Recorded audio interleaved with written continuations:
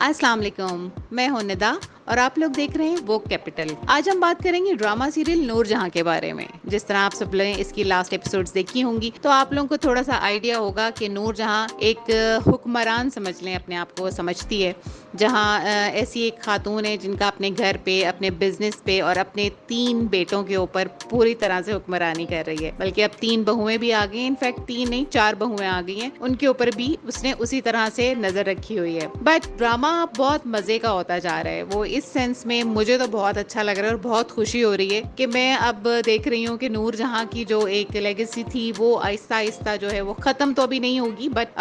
اس کے اندر کافی اس کی چینجنگ آنا شروع ہو گئی ہے اس کے گھر کے ماحول میں، اور جو وہ رولز کہتی تھی کہ میرے اپنے رولز ہیں، ان رولز کے بغیر میں نہیں چل سکتی اور سب کو اپنے رولز پہ چلاتی ہوں میں، تو وہ اب آہستہ آہستہ ٹوٹنا شروع ہو گئے ہیں۔ کس طرح؟ سب سے پہلے آپ کو پتہ ہے کہ سنبل گھر چھوڑ کے جا چکی ہے، اس نے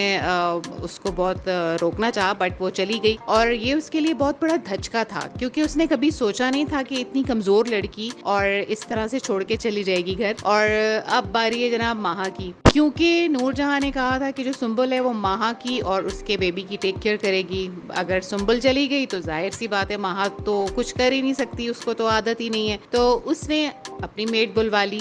تو یہ ایک اور دھچکا لگا نور جہاں کو، کیونکہ اس کے آگے تو یہ رول ہی نہیں تھا کہ گھر میں کوئی میڈ ہو، سب کام وہ اپنی بہوؤں سے ہی کرواتی تھی۔ انفیکٹ آج کل یہ اتنا پریکٹیکل نہیں ہے، اس طرح سے نہیں ہوتا۔ یہ چیز تھوڑی سی انہوں نے اور دکھائی ہوئی ہے کہ اتنے امیر ہیں، سب کچھ ہے، لیکن گھر میں کام جو ہے وہ بہویں اتنی امیر، اتنی پڑھی لکھی ہیں، بٹ وہ گھر میں صفائیاں کر رہی ہیں، مطلب یہ اتنا کچھ تھوڑا سا آڈ لگتا ہے، بٹ خیر ڈرامہ ہے اور ڈرامہ اسی کا نام ہے، ہر چیز چلتی ہے۔ تو جناب ماہا کی بھی میڈ آ گئی ہے، تو اب رہ گئی سفینہ کا آپ کو پتہ ہے کہ وہ ایکسپیکٹ کر رہی ہے، اس کی طبیعت ٹھیک نہیں رہتی، آج کل وہ کافی بیمار ہے، تو جس کی وجہ سے نہ وہ کھانا پکا سکتی ہے، نہ وہ گھر کے اور کام کر سکتی ہے۔ تو وہ اپنے ہسبینڈ کو کہتی ہے عنایت کو کہ دیکھیں میں تو نہیں اس طرح اب کام کر سکتی، سب نے اپنے اپنے راستے کر لیے، سب چلی گئی ہیں، سب نے جان چھڑا لی ہے، میں پھنس گئی ہوں، تو اب میں بھی مزید کام نہیں کر سکتی۔ اس نے بھی ہاتھ کھڑے کر لیے ہیں، بٹ عنایت کیونکہ اپنی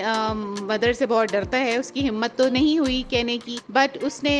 جب اپنی ماں کو کام کرتے دیکھا، کیونکہ ظاہر سی بات ہے سب بہویں تو نکل لی، اب کام تو کرنا تھا نا، تو وہ ایک دن صفائی کر رہی ہوتی ہے تو عنایت آتے تو وہ بہت ایک دم سے چونک جاتا ہے کہ امی آپ یہ کیا کر رہی ہیں۔ تو اس کو ایک بہانہ مل گیا کہ وہ اپنی امی کی آڑ میں اپنی بیگم کی بھی تھوڑی سی سن لے، اور اس نے خیر ایک ایجنسی سے 2 سرونٹ بلائے ہیں اور اپنی مدر سے انٹروڈیوس کرواتا ہے ان کو۔ تو یہ ایک اور دھچکا کہ یار یہ بیٹے میرے سے پوچھے بغیر، میری مرضی کے بغیر ایک پہ ایک اسٹیپ لیے جا رہے ہیں۔ تو اب نور جہاں کا دماغ یہ چل رہا ہے کہ اس کو یہ لگ رہا ہے کہ ماہا بھی تھوڑی سی چوڑ ہونا شروع ہو گئی ہے۔ سنبل جو کہ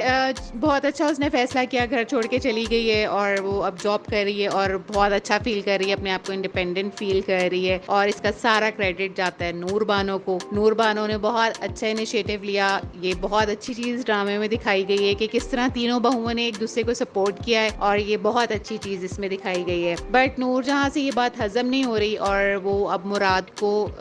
فورس کر رہی ہے اور سفیر کو بھی فورس کر رہی ہے کہ تم،